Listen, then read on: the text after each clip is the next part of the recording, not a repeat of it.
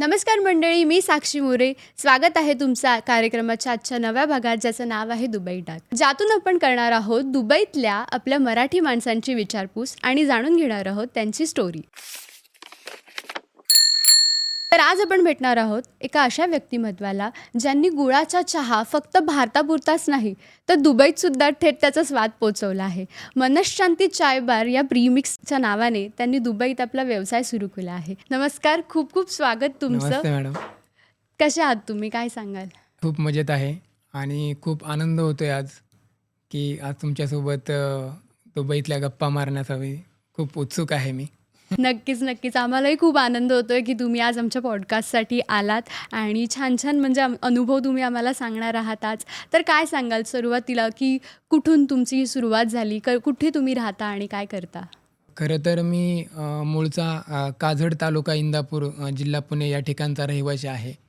परंतु आता आपली मनशांती चाय बार ही कंपनी पुण्यामध्ये आहे. मनशांतीचा उगम हा 2019चा आहे. म्हणजे एक संकल्पना होती, की जिथे 7 व्यवसाय माझे फेल झाले होते आणि हा 8वा व्यवसाय एक ट्राय करूया, की चला काहीतरी होईल आणि या उद्देशाने आपण हा व्यवसाय 2019ला ट्राय केला.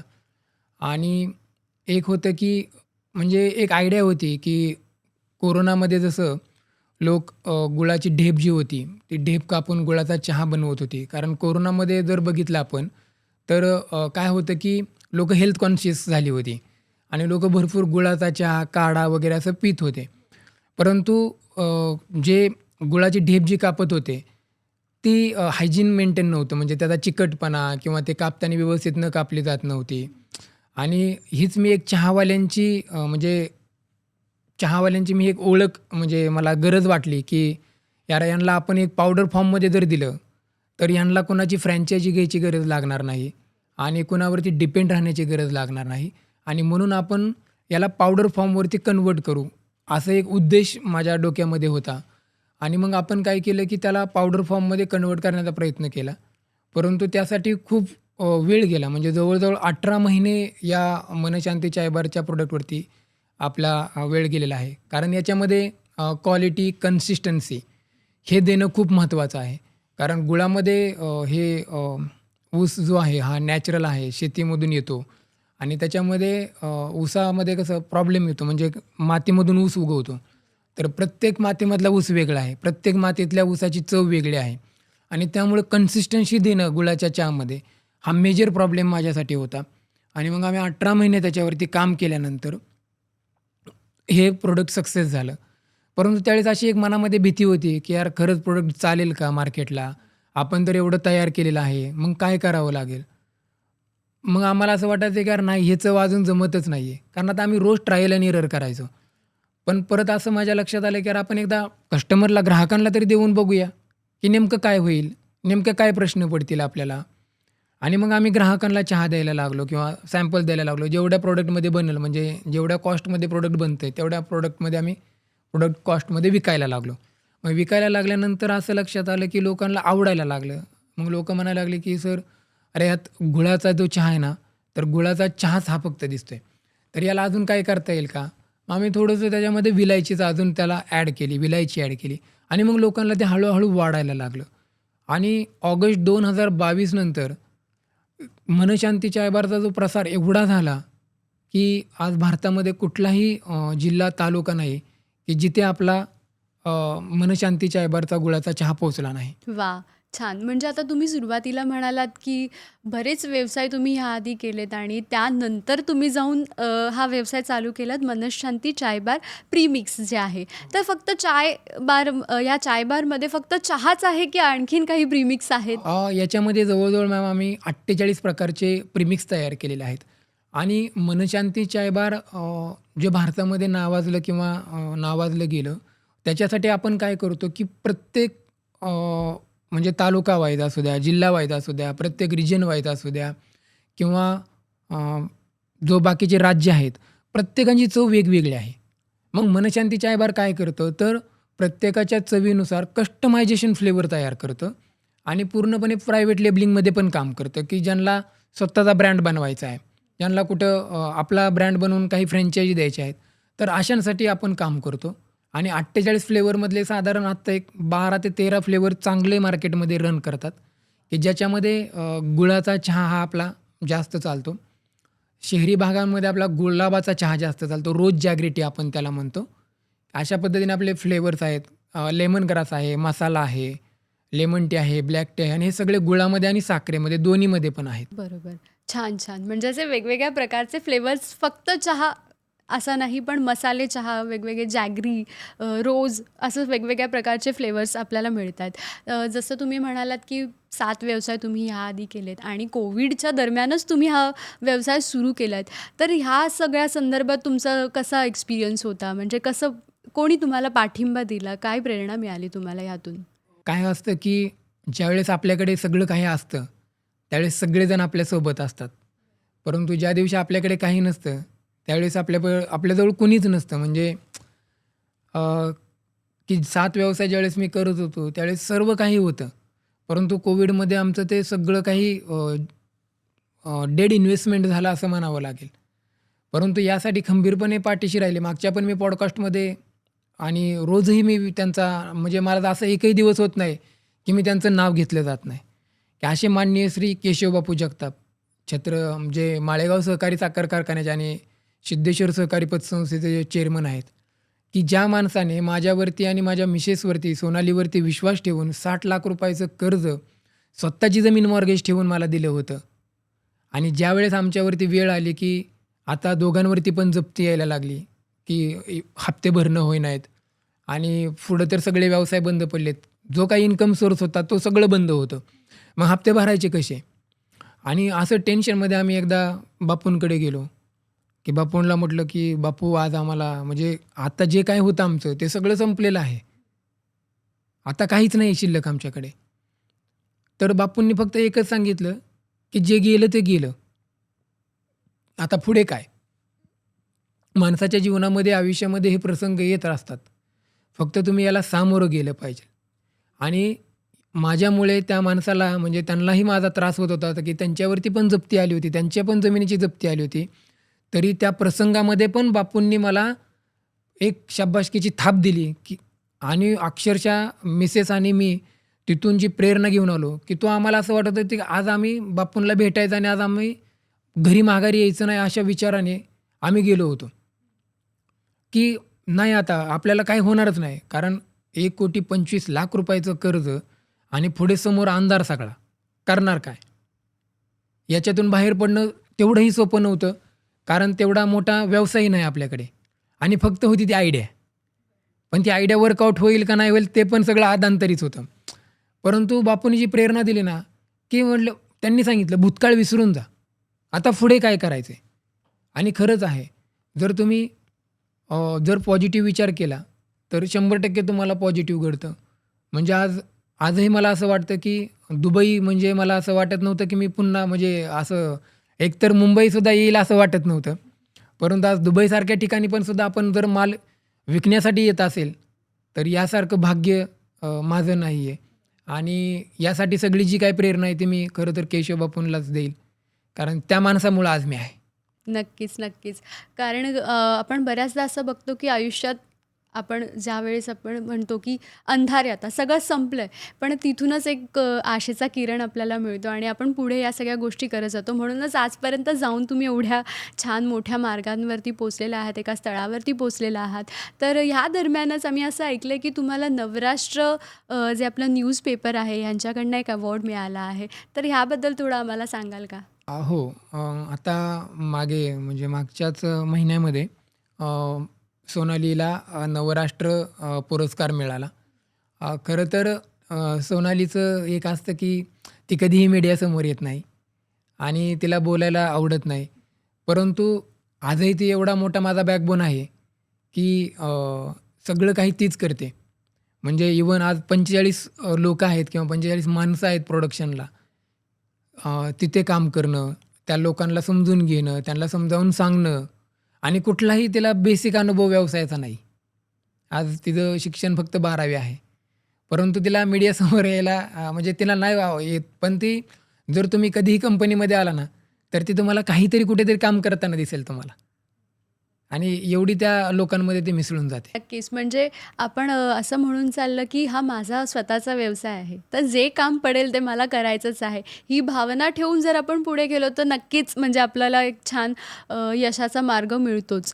आता जसं तुम्ही म्हणालात, की ह्याचं नाव जे आहे, आता मला हा खूप प्रश्न म्हणजे सुरुवातीलाच विचारायचा होता, की मनःशांती चाय बार. हे नाव हे खूप युनिक आहे. म्हणजे आता बरेच आपण चहाचे स्टॉल्स बघतो, तर कॉमन नावं आहेत बऱ्यापैकी अमृततुल्य, अमुक-अमुक अमृततुल्य. तर मनःशांती चाय बार हे कुठून सुचलं तुम्हाला?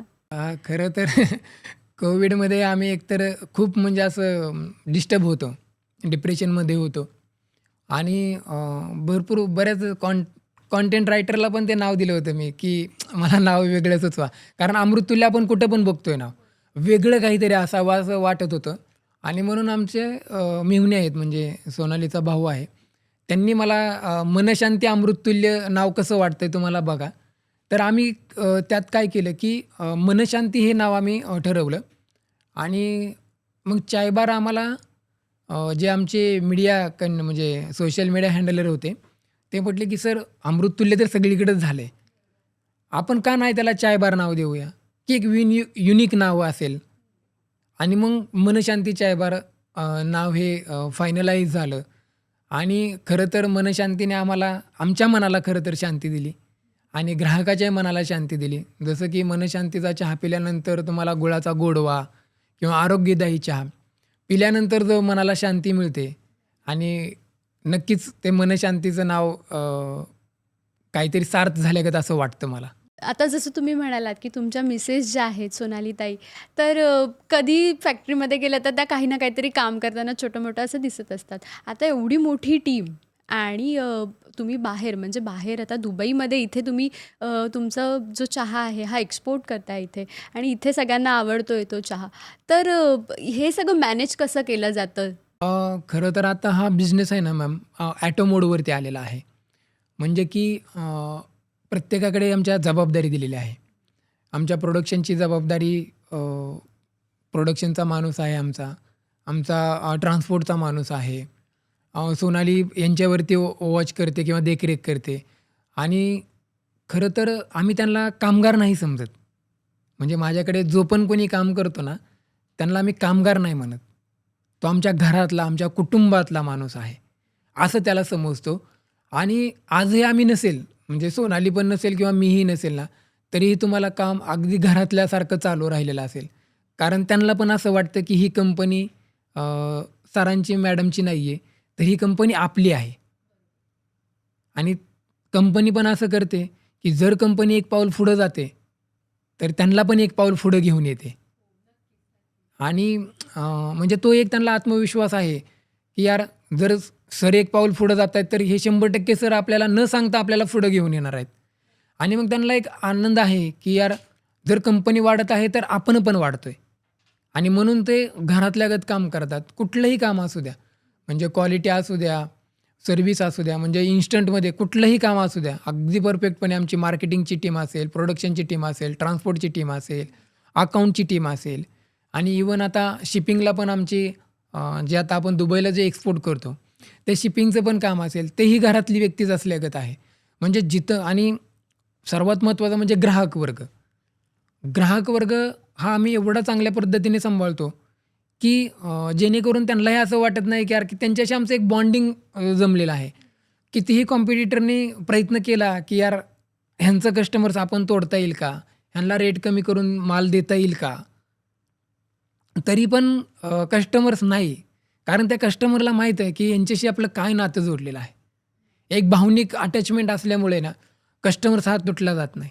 नक्कीच, नक्कीच. म्हणजे आपण जसं माणसांना सोबत घेऊन चाललो, तर मग आपल्या प्रॉडक्टचं क्वालिटी आणि माणसं जपण्याची जी आपली पद्धत आहे, याने आपण सगळ्यांचं मन जिंकून घेतो. आता जसं तुम्ही सगळ्यांचं मन इथे तुमच्या टेस्टने आणि माणसं जोडून तुम्ही जमवलं भारतामध्ये.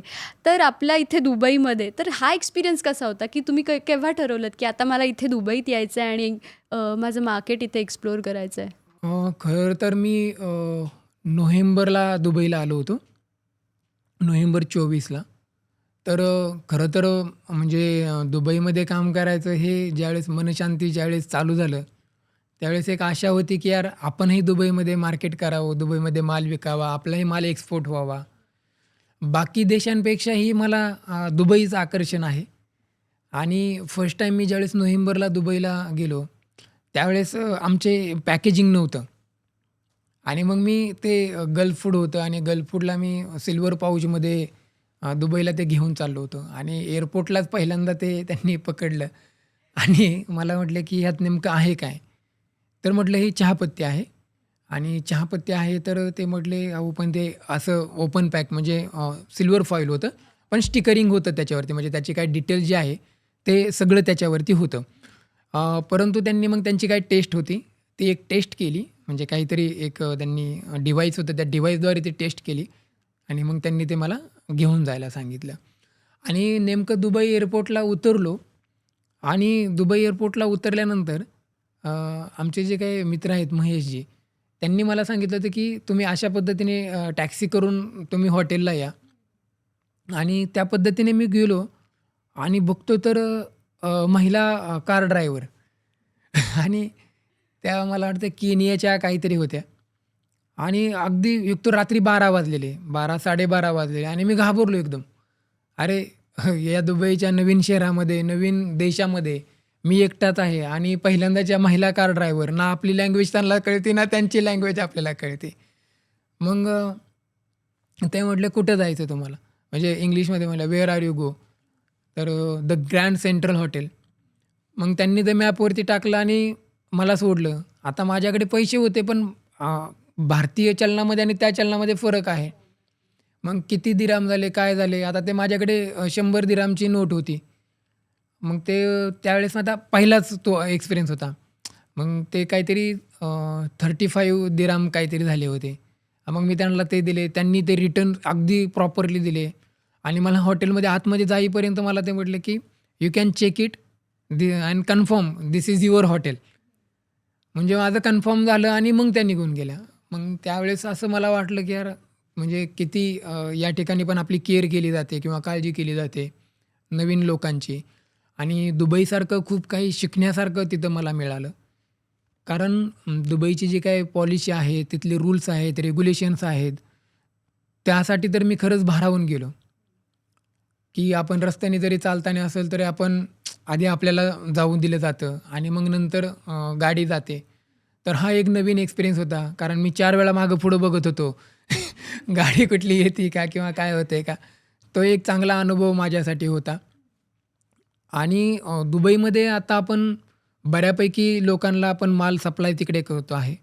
जो कॅफेटेरिया एरिया आहे, ज्यांच्याकडे टी वेंडिंगचे मशीन्स आहेत, अशा लोकांना आपण तिकडे आता माल सप्लाय करतोय. तर चांगल्या प्रकारे दुबईमध्ये आता काम चालू आहे. तर आपलं भारतात झालं की अमृततुल्य प्रत्येक ठिकाणी म्हणजे नाक्या-नाक्यावरती अमृततुल्य, हे अमृततुल्य, ते अमृततुल्य. तर तोच चहा सगळ्यांसाठी म्हणजे हवा-हवासा आहे आणि तिथेच जाऊन सगळे तो चहा पितात. आता इथे दुबईमध्ये असं आहे की कडक. कधीही कोणताही म्हणजे लोकल माणसं जरी असली किंवा बाहेरच्या देशातली जरी लोकं असली. आता बाहेरच्या देशातली लोकं काय करतात, की त्यांचं एक मॉर्निंग रुटीन आहे, तर त्याच्यामध्ये ते कॉफी प्रेफर करतात. ओके. बट दुबईमध्ये असं आहे, की चहासाठी पण तेवढंच म्हणजे लोकांचं वेड आहे किंवा तो वेद आहे आणि ते लोकं चहा पितात. तर करक आहे चहा खूप फेमस आहे, फ्रेश मिल्क आहे ते फेमस आहे. तर ह्या सगळ्यांमध्ये आपलं प्रीमिक्स कसं म्हणजे तो काय एक्सपिरियन्स होता, की काय तुम्हाला अशा अडचणी आल्या का या सगळ्या करताना? हो, नक्कीच अडचणी आल्या. म्हणजे खरं तर मी पहिल्यांदा गेलो त्यावेळेस मला मला सर्वात पहिल्यांदा मी समजून घेतलं, की करक टी नेमकं काय आहे आणि फ्रेश मिल्क टी कसं आहे. मग हे बनलं कसं जातं आणि तर मग मी 2-4 दिवस मी कॅफेटेरियामध्ये जात होतो आणि पाहत होतो, की यार ॲक्चुअल करक टी काय आहे आणि ॲक्चुअल फ्रेश मिल्क चहा काय आहे आणि याची चव कशी आहे. मग दुबईमधल्या लोकांना चव कशी पाहिजे आहे. तर तशा पद्धतीने आपण कस्टमायझेशन केलं आणि तशा पद्धतीचा चहा पण दुबईमध्ये देतो, की जेणेकरून त्याला करक टी पण आवडेल आणि फ्रेश मिल्क चहा पण आवडेल. आणि तुम्ही जसं म्हटला, की बाहेरच्या देशामधल्या लोकांना कॉफी पण आवडते. तर आपण गुळाची पण कॉफी तयार केलेली आहे, की जेणेकरून दुसऱ्या देशातल्या पण लोकांना आपल्याला गुळाची कॉफी देता यावी. आणि तुम्ही फ्रेश मिल्क पण आपल्या प्रॉडक्टमधून तुम्ही फ्रेश मिल्क चहा पण बनवू शकता आणि करक टी पण बनवू शकता. तर तशा पद्धतीचा जर तुम्हाला करक टी जर बनवायचा असेल तर तुम्ही पूर्ण पाण्यामध्ये बनवा आणि जर तुम्हाला फ्रेश मिल्क चहा बनवायचा असेल तर अर्धं दूध घ्या, अर्धं पाणी घ्या आणि आपलं प्रोडक्ट वापरा तुम्ही. तर तुम्हाला फ्रेश मिल्कचा चहा मिळेल. तर यासाठी तुम्हाला वेगळं काही करायची गरज नाही आहे. म्हणजेच तुम्हाला भारतामधली चव दुबईमध्ये तुम्हाला इमिजिएट मिळून जाईल. वाह! वाह! छान, छान. म्हणजे फक्त आता म्हणजे आपल्या देशातली लोकंही बरेच लोकं आहेत जे कॉफी पेय पितात.